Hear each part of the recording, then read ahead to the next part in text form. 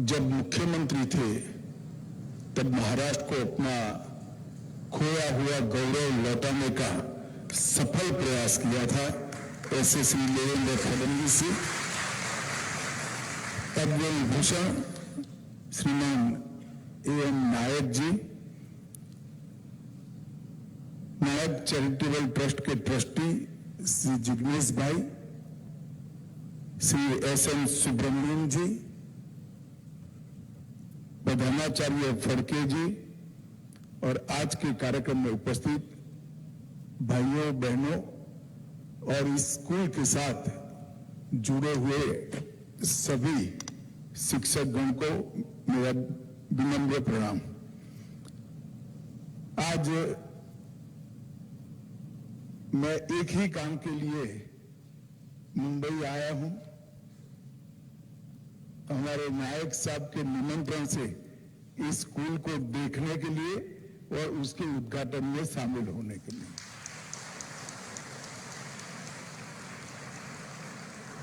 वैसे भी आज डॉक्टर सर्वपल्ली राधाकृष्णन का जन्मदिन है।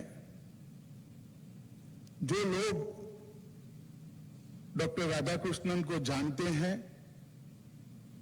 वो सभी को मालूम है कि उन्होंने भारतीय शिक्षा के मूल तत्वों को न केवल आत्मसात किया था, पूरी दुनिया में भारतीय शिक्षा के मूल तत्वों को उजागर करने का, यश दिलाने का काम किया था। और आज जो राष्ट्रीय शिक्षा नीति की बात होती है, राष्ट्रीय शिक्षा नीति 2020 की, अगर सर्वपल्ली राधाकृष्णन के सारे भाषणों का संकलन आप कर देख लीजिए तो प्राथमिक शिक्षा, माध्यमिक शिक्षा और उच्चतर माध्यमिक शिक्षा में क्या होना चाहिए वो और आज की शिक्षा नीति एक दूसरे को प्रतिबिंबित करते हुए दिखाई पड़ेंगे। उस वक्त वो महामानव ने आजाद देश को किस प्रकार की शिक्षा नीति चाहिए इसकी कल्पना की थी, परंतु दुर्भाग्य था कि बहुत साल तक इस शिक्षा नीति बनने में हमारे चले गए। खैर, देर आए दुरुस्त आए। राधाकृष्णन जी एक दार्शनिक थे, स्वभाव से महान शिक्षक थे, एक महान विद्वान भी थे और रचनात्मक प्रतिभा के धनी थे।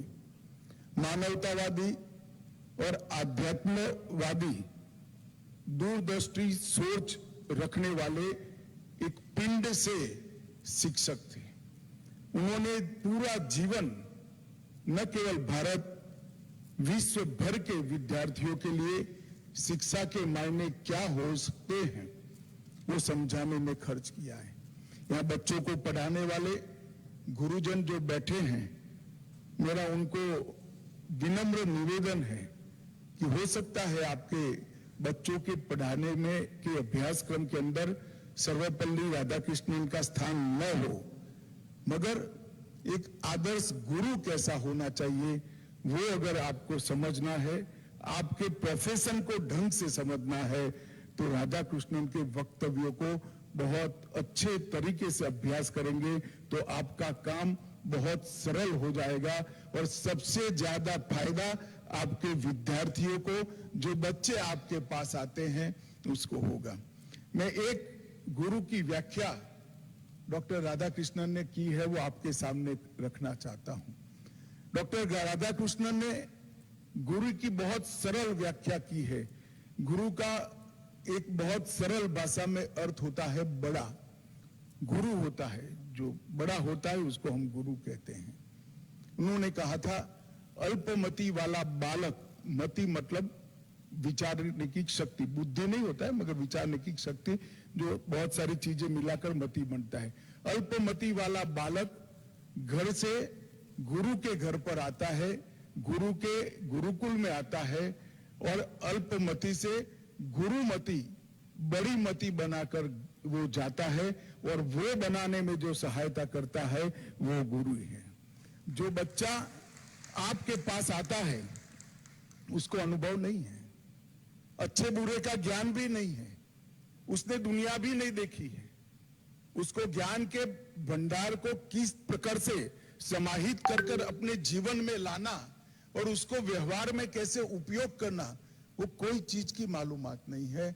वो ईश्वर जितनी श्रद्धा रखकर आपके शरण में आता है, आपकी जिम्मेदारी है कि वो अल्पमति बच्चे को गुरुमति बनाकर देश के विकास के साथ जोड़ना, समाज के अंदर ले जाना, इसका नाम ही गुरु होता है। और मैं मानता हूं आज डॉक्टर सर्वपल्ली राधाकृष्णन के जन्मदिन को ही हम शिक्षक दिन के रूप में मनाते हैं। सभी गुरुजनों को मेरा निवेदन है कि सर्वपल्ली राधाकृष्णन को जरूर पढ़िएगा, तो स्कूल के बच्चों को अनेक गुना फायदा होगा, वो आपको पूरा जीवन याद करेंगे।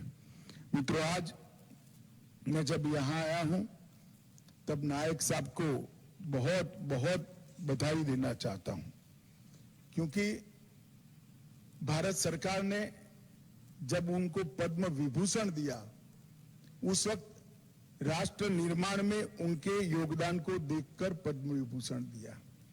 एलएनटी को इतने बड़े गंतव्य स्थान पर, इतने बड़े लक्षित स्थान पर पहुंचाने में नायक साहब का बहुत बड़ा योगदान रहा है। मैं वर्षों से उनको काम करते देख रहा हूं। अनेक प्रकार के क्षेत्रों में, अनेक प्रकार की चीजों में भारत को आत्मनिर्भर बनाने में एलएनटी का बहुत बड़ा रोल है, बहुत बड़ी भूमिका है। और वो भूमिका एलएनटी ने बहुत सुपेरे निभाई है, इसमें नायक साहब का बहुत बड़ा रोल है। और अब जीवन के इस पड़ाव पर भी पहले इंफ्रास्ट्रक्चर के निर्माण से राष्ट्र निर्माण में योगदान किया, अब व्यक्ति निर्माण से राष्ट्र निर्माण में योगदान करने की आज से नायक साहब शुरुआत कर रहे हैं। एक स्कूल बनाकर, अच्छे नागरिक बनाकर देश को देने का जो प्रयास किया है, मैं बहुत बहुत साधुवाद और बधाई देना चाहता हूं कि जैसे ही आपने एलएनटी को यहां तक पहुंचाया है, ये स्कूल को भी आप इसी तरह से आगे आपके गाइडेंस में निकलेगा। हालांकि मैं एक बात जरूर कहना चाहता हूं, लाखों किलोमीटर रोड, सैकड़ों टैंक्स, कई सारे पुल और कई सारे बिजली के कारखाने बनाने से एक महान व्यक्ति बनाना नायक साहब बहुत कठिन होता है। आपने उम्र के अंतिम पड़ाव में जो काम हाथ में लिया है वो बहुत कठिन है, मगर पूरा मुझे पूरा विश्वास है आप इसमें सफल होंगे। आपकी टीम में ऊपर विशेषकर लैब देखकर आया हूं बच्चों को पढ़ाने के। नई शिक्षा नीति को साथ में बहुत सारे स्कूलों में जाता हूं, मेरी रुचि भी है, मगर नई शिक्षा नीति की प्राथमिक शिक्षा की कल्पना को जमीन पर उतरते हुए मैंने आज ये नायक स्कूल में देखा है। ये लैब देखकर मुझको लगता है कि यहां से ही इसकी शुरुआत होगी।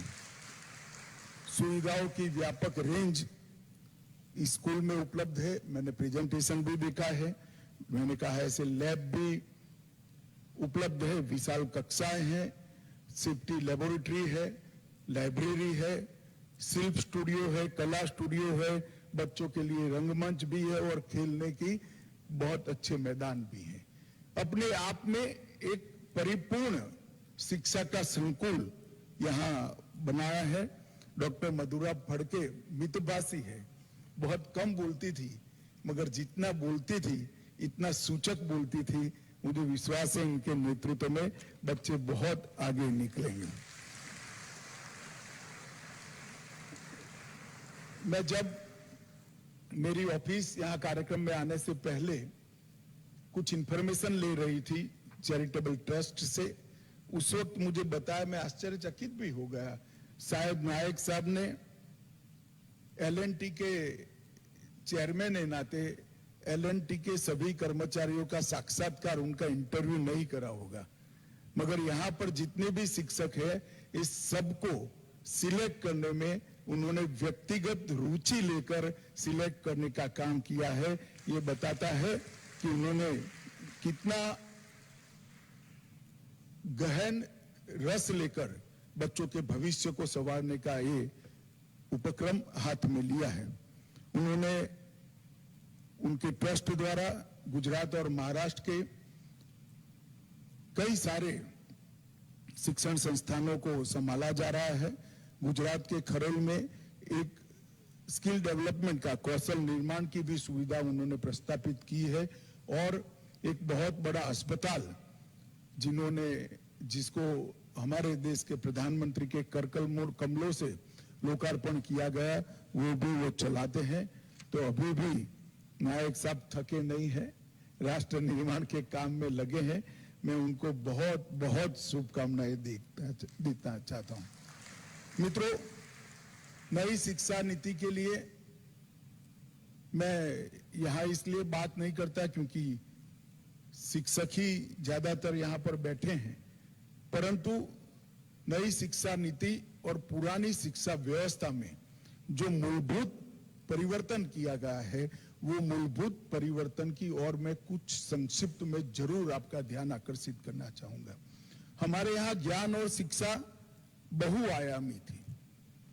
नई शिक्षा नीति ने, राष्ट्रीय शिक्षा नीति 2020 ने इसको पढ़ाई का मतलब केवल नौकरी न मानते हुए बच्चे के अंदर जितने भी प्रतिभा पड़ी है, इसको बाहर निकलने का, बाहर लाने का, उसको उत्कृष्ट गंतव्य पर ले जाने का एक मंच बनाने का काम ये नई शिक्षा नीति है। यहां से, ये नई शिक्षा नीति से सिर्फ डिग्री होल्डर बाहर नहीं आएंगे, यहां से बड़े व्यक्ति बाहर आएंगे। जो भी करेंगे देश के भले के लिए करेंगे, जो भी करेंगे दुनिया की अच्छाई के लिए करेंगे। इस प्रकार के व्यक्ति निर्माण की इसमें कल्पना की गई। यह केवल एक नीतिगत दस्तावेज नहीं है, बल्कि भारत के शिक्षार्थियों को एवं नागरिकों की आकांक्षा जो है उसका प्रतिबिंब है। ये नई शिक्षा नीति हमारी मूल भारतीय शिक्षा व्यवस्था और भारतीय शिक्षा परंपरा मिट्टी की सुगंध से बनी हुई शिक्षा नीति है। इसमें जो सोच है, वो सोच व्यक्ति को बड़ा बनाने के लिए सोच है। व्यक्ति को शिक्षित तो बनाना ही है, डिग्री भी वो लेगा ही लेगा, मगर उसको बड़ा बनाने के लिए जितने भी जरूरी चीजें हैं वो नई शिक्षा नीति में डाल दी गई है। मैं ज्यादा लंबी बात नहीं करना चाहता। यहाँ कुछ शिक्षक बैठे हैं, कोई माँ बाप, कोई अभिभावक अपने बच्चे को आपके पास भेजते हैं, तब आपको ईश्वर समझकर भेजते हैं। वो बच्चा ईश्वर की देन है, वो बच्चा देश का भविष्य है और वो बच्चा आने वाली दुनिया बनाने वाला एक व्यक्ति है। उस दृष्टि से अगर हमें बच्चे को देखेंगे तो शिक्षा के मायने अपने आप स्पष्ट हो जाएंगे। वो जैसा है ऐसा आपके पास आया है। इसके अंदर बहुत सारे अच्छे गुण भी पड़े हैं, बहुत सारे बुरे गुण भी पड़े हैं।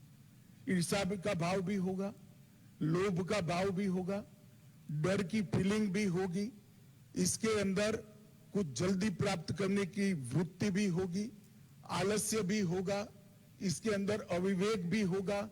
कुछ करे बगैर इसको पढ़ाते पढ़ाते पढ़ाते इसमें से अवसाद, आलस्य, लोभ, क्रोध, ये सारे अवगुणों को डाइल्यूट कर कर, इसका निरसन कर कर इसके अंदर तेज, उद्यम, परिश्रम, परोपकार, ये भावना भरने का काम आपको करना है। अगर आप ये कर सकते हैं तो डिग्री चाहे वो कोई भी ले, आप चिंता मत करिए, ये निश्चित बड़ा व्यक्ति बनेगा। क्योंकि जब नेगेटिव ऊर्जा इसके मनोमस्तिष्क के अंदर से निकल जाएगी तो वो बड़ा व्यक्ति बनने के लिए आगे बढ़ेगा। मैं आज माधुरी जी को भी एक बात कहना चाहता हूं, क्योंकि मेरी खुद का प्राइमरी एजुकेशन इनफॉर्मल तरीके से हुआ है। फॉर्मल एजुकेशन तो हुआ ही है, मगर मुझे इनफॉर्मल तरीके से भी पढ़ाया गया है। हमारे यहाँ ढेर सारे पढ़ने के, कहानियों के रूप में पढ़ने के बहुत सारे माध्यम हमारे पुरखों ने बनाए। तो मैं एक ही चीज का उल्लेख करूंगा, पंचतंत्र की बातें हर भाषा में उपलब्ध है। ये अंग्रेजी माध्यम का स्कूल होगा, अंग्रेजी में भी उपलब्ध है। अगर आप बच्चे को कहानी के रूप में पंचतंत्र की बातें समझा देते हैं तो वो अपने जीवन में कभी भी दुविधा में नहीं रहेगा, वो निर्णायक व्यक्ति निश्चित बनेगा और अच्छे बुरे का क्षीर नीर करने का, अच्छे बुरे का परीक्षण करने की क्षमता भी उसकी डेवलप हो जाएगी। ये सारे हमारे कई प्रकार की ऐसी चीजें हैं जो हमारे पुरखों ने कहानी के रूप में, जैसे अभी लेबोरेटरी का कंसेप्ट आया है, इसकी जगह कहानी के रूप में इसके स्वभाव को मॉडिफाई करने का, इसके स्वभाव को, जैसे देवेंद्र जी ने कहा कि हीरे को शेप देने का काम कहानियों के रूप में किया गया है, जिसको व्यक्ति को उसकी सोच को डीए की लॉ की तरह ऊर्ध्व गति में सोचना, ऊर्ध्व गति का ही लक्ष्य रखना और ऊर्ध्व गति का लक्ष्य प्राप्त करना, इस दिशा में ले जाने का उपक्रम है। मैं आशा करता हूं कि ये सारी चीजों को भी एक एक्सपेरिमेंट मानकर भी आप एएम नायक विद्यालय में अपनाएंगे तो मुझे भरोसा है कि नई शिक्षा नीति को जमीन पर उतारने में बहुत बहुत सफलता मिलेगी। आज नायक साहब को मैं बहुत बहुत शुभकामनाएं देना चाहता हूं, क्योंकि नायक साहब उम्र की जिस पड़ाव में है वो पड़ाव पर किसी को आराम करने की सूझती है, संगीत सुनने का मन करता है, पुस्तक पढ़ने का मन करता है, अपनों के साथ रहने का मन करता है, मगर उन्होंने हमेशा एक नया प्रोजेक्ट ढूंढकर समाज को, देश को कंट्रीब्यूट करने की सोची है। ये शायद एक विशिष्ट प्रकार की जिजीविषा का परिणाम है। मैं बहुत साधुवाद देकर और माधुरी जी को बहुत बहुत शुभकामनाएं देकर मेरी बात को समाप्त करता हूं। वंदे मातरम।